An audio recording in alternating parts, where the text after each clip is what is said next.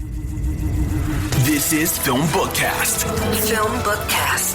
FilmBookCast, the official podcast of FilmBook. Get ready for the latest in film news, TV show news, and theatrical reviews. FilmBook's podcast starts now.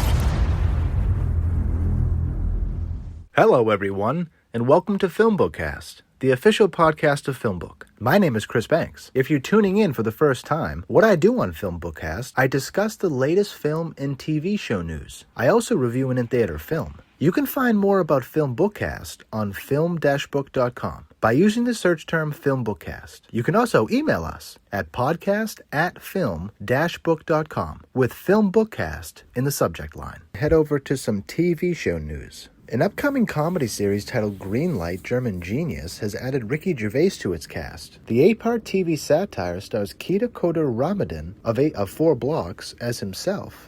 It recounts a dramatized version of events after his real-life Twitter exchange with Ricky Gervais in 2018, in which the British comedian praised Ramadan's performance in 4 Blocks. In the show Greenlight, Ramadan convinces Gervais to give him the rights for a German adaptation of Extras. However, as he attempts to progress the show to production, he comes up against the fact that the Germans aren't particularly known for their humor, and that there are not many international stars in the country. Also in the cast is a host of known German actors, musicians, and comedians. A very exciting TV development for Ricky Gervais fans.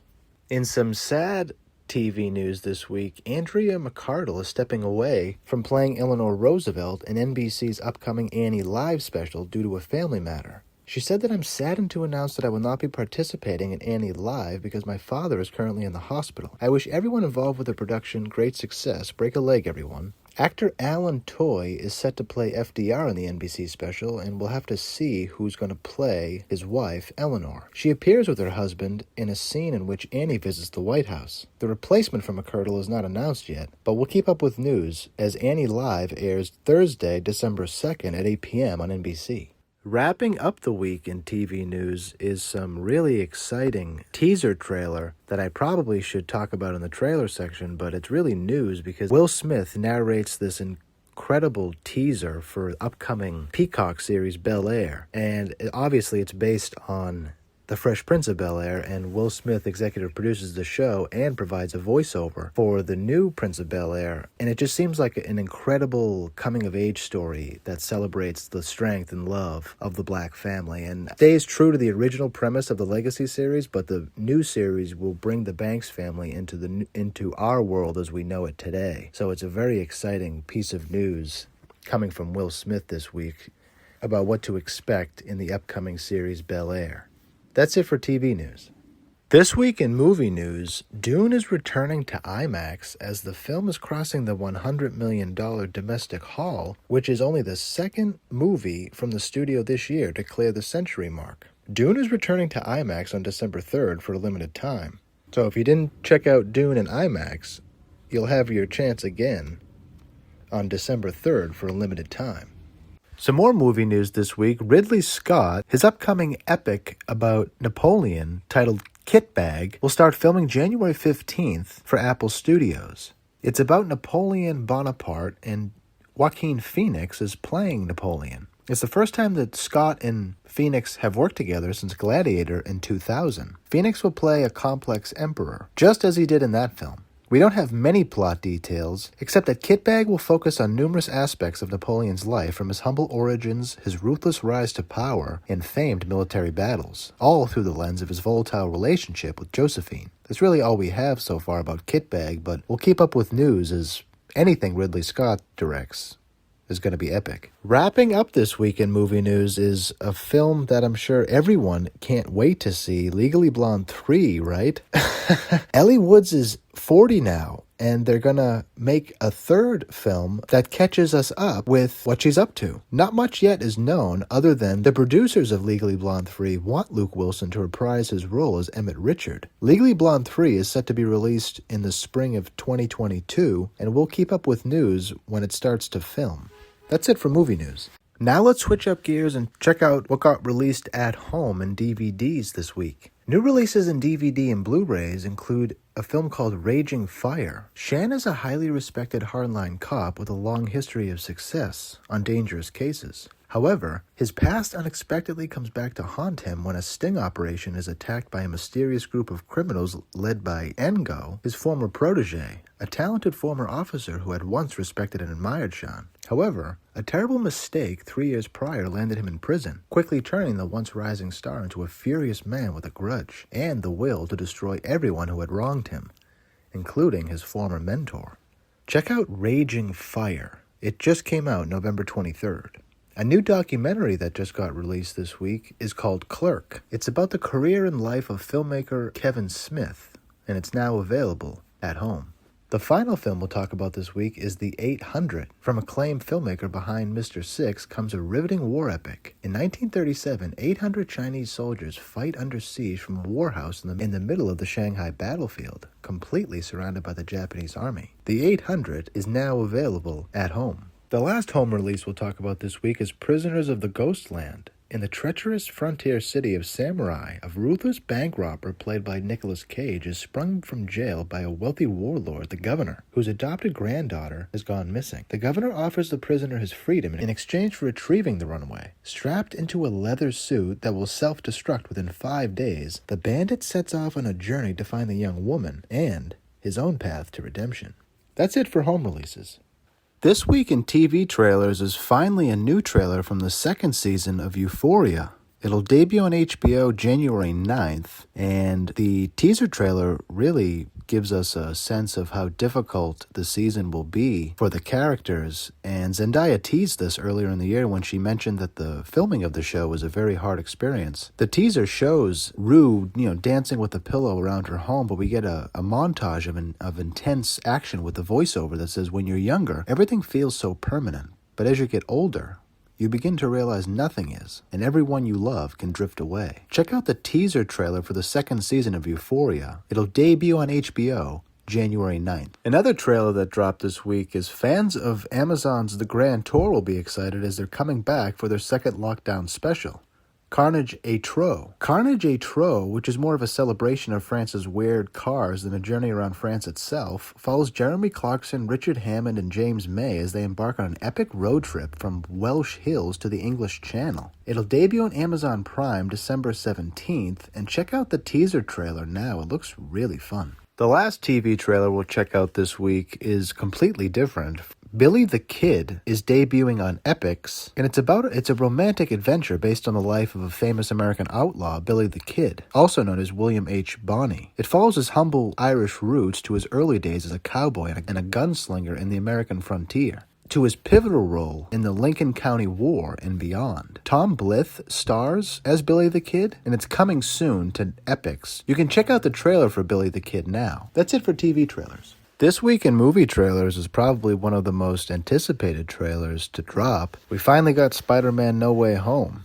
And for the first time in cinematic history, our friendly neighborhood hero is unmasked and no longer able to separate his normal life from the high stakes of being a superhero. When he asks for help from Doctor Strange, the stakes become even more dangerous, forcing him to discover what it truly means to be Spider-Man. Check out the trailer for Spider-Man No Way Home. We're in for quite a ride. Another hotly anticipated movie that just dropped its trailer this week is Wrath of Man. It's coming out December 10th. It stars Jason Statham. He plays a cold and mysterious truck driver responsible for moving hundreds of millions of dollars around LA each week. So you know what we're getting into. Robberies and heists and guns coming our way. Check out the trailer for Wrath of Man. It'll debut December 10th on Amazon and in theaters. Finally this week, we'll talk about the newest trailer from The Matrix Resurrections, as I think that this newest trailer shows us a really important moment because it shows us that Neo will escape his imprisonment in the simulation. So check out the newest trailer from The Matrix Resurrections. It will debut December 22nd in theaters. Really cool trailer. I can't wait for this. All right. Time for this week's movie review. For this week's movie review, we're checking out A House on the Bayou. It's directed by Alex McAulay. It's written by Alex McAulay as well. It stars Angela Sarafyan, Lia McHugh, Jacob Laughlin, Paul Schneider, Doug Van Lew, and many others. Rhonda Dents.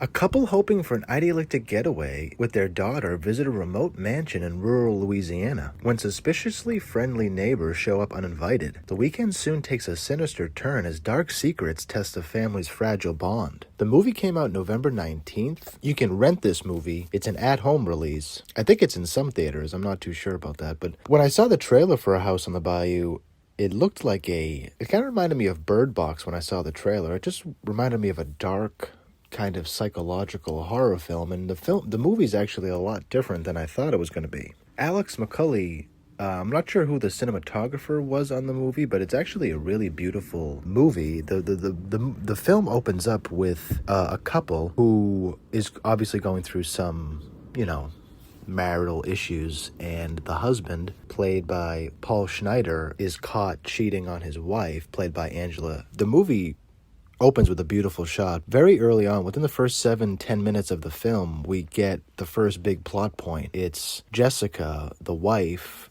making a decision to really kind of suck up being cheated on. Which is, when I watched the film, it made me uncomfortable because it's a really tough choice for any person to make, is choosing what's best for themselves, I should say. But she chooses to not divorce the husband, but instead they're going to go away to try to repair the damage. But early on in the film, I was made really uncomfortable by this because it just makes you uncomfortable because you see her anguish and you see John, the husband's, insensitivity toward what's going on. So you can pick up very early from the movie that the couple really, there's not a lot of love going on here, or there's not a lot of good stuff going on here. Jessica makes a very selfless decision, but also harmful to herself in choosing her daughter, played by Lia McHugh. Her name is Anna, and she chooses her daughter and her husband over herself. So they go away, and this plot point, mind you, will come back around as the film progresses, but they go away to this rural mansion in Louisiana. And what I love about the movie is the house is a character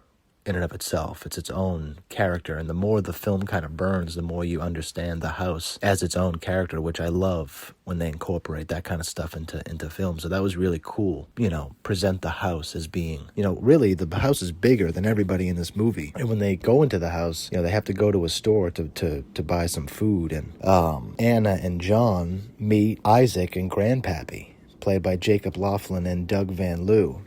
And Doug Van Lew is a very intimidating man, and when they walk into the stories, it just gives you the small town outsider vibe, and you're curious about what's going to happen in this store. The character Isaac meets their daughter, Anna, and there's just a creepy air about a lot that happens in the first 3/4 of this movie. There's a lot of silence, a lot of awkward silence, but it helps build a tension in a really organic way.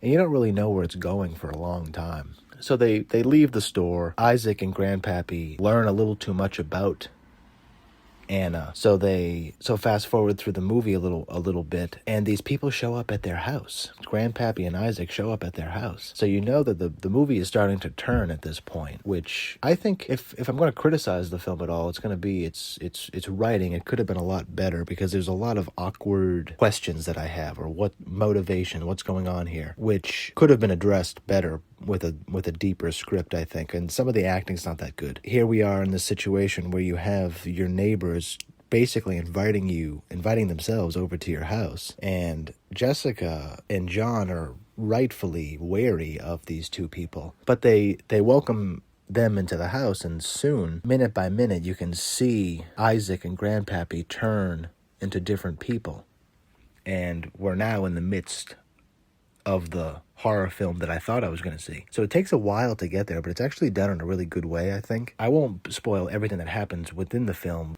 The movie gets really good 3/4 of the way in. What happens at the very end really makes the whole movie a lot better, I think, because I really wasn't kind of buying the movie until the very end, until the final, I would say, 20-25 minutes, and I don't want to spoil what happens within the movie. The question that I brought up at the beginning of the review about a person making a selfless decision, Jessica's character making a decision to not divorce John, but to try to save the marriage for her daughter, Anna, that decision comes back around the last 20-25 minutes of the movie in a really biting way. that I don't want to reveal because I want you to see the movie, because it's a really crazy kind of turn. What's going on in this house, really? Why these two neighbors showed up. It's a really interesting turn. That's when the script gets good, is really the end of the movie, which is really my only criticism of the movie, because I really wasn't having a good time until the very end. And I was like, oh, and then I was really reinvested into the film, so really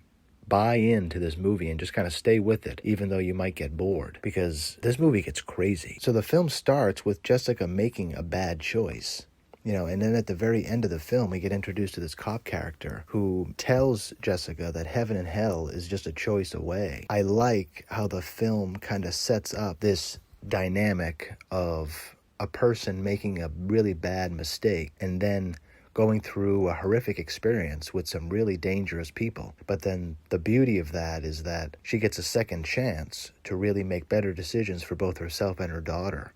It'll really surprise you at the last fourth of the movie. The last 25 minutes will really make you happy that you watched the movie. But that's also a criticism of the film too, I guess, right? The writing could have been better. Some of the acting could have been a lot better. But overall, it's a pretty solid movie. I wouldn't give it more than a 7 out of 10. But it's definitely worth your watch. And I think Alex did a really good job.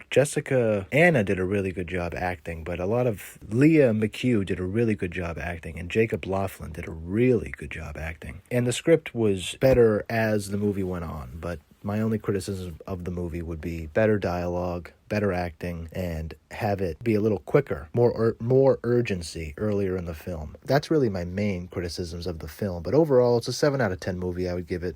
Go check out A House on the Bayou. It's rentable everywhere. I hope you like it as much as I did. Thank you so much for checking us out this week. Thank you so much for listening to this episode of FilmBookCast. You can find more of my work on film-book.com. Just search for Chris Banks or FilmBookCast. You can also find me on Twitter. I'm at CBanksy. That's S-E-E Banksy. I'm also on Instagram, at @TheChrisBanks. If you listen to this podcast on iTunes or another podcast service, please rate and review this episode. If you're listening to this podcast on our YouTube channel, FilmBook Podcast, please like our video, subscribe to our channel, and leave us a comment in the comment section. It really helps other people discover our podcast. Please also consider becoming one of our patrons on Patreon at patreon.com/filmbook. Your support really helps us create more engaging content. You'll find our Patreon link below in the description. If you want to tweet about this podcast, just use the hashtag FilmBookCast. Tune in next week for the next episode of the FilmBookCast. Thanks for listening, everyone. We'll see you then.